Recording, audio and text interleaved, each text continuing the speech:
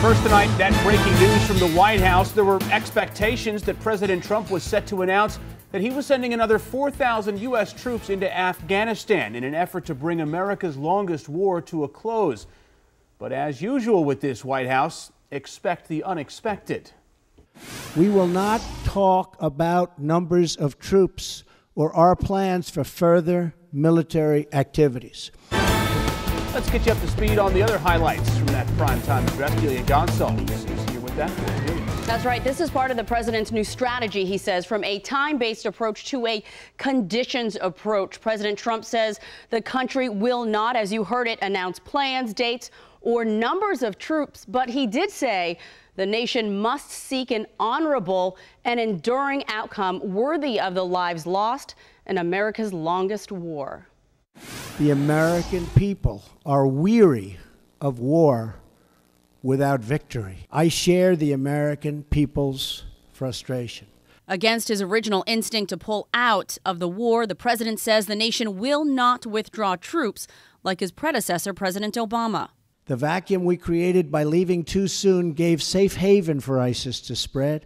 We cannot repeat in Afghanistan the mistake our leaders made in Iraq. We are not nation building again.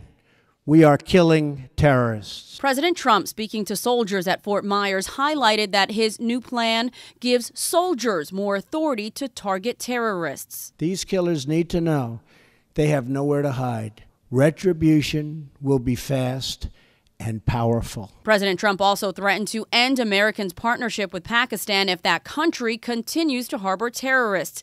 He says Americans will work with NATO and global partners to support Afghanistan's autonomy. Strategically applied force aims to create the conditions for a political process to achieve a lasting peace. However, our commitment is not unlimited, and our support is not a blank check.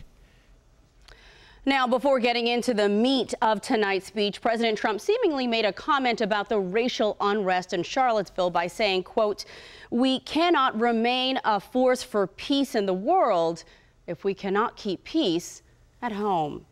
Delia Gonçalves, WUSA 9. Thank you, Delia. Right now, a couple of fast facts for you on the Afghanistan war.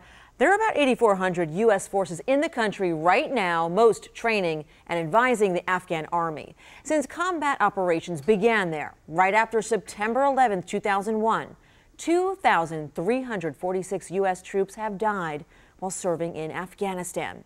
Again, no firm announcement on troop numbers, dates, or even plans in Afghanistan. This story still developing tonight. We'll have the very latest tomorrow on Wake Up Washington starting at 4:25, and you can keep tabs on developments anytime on our website and the WUSA 9 app.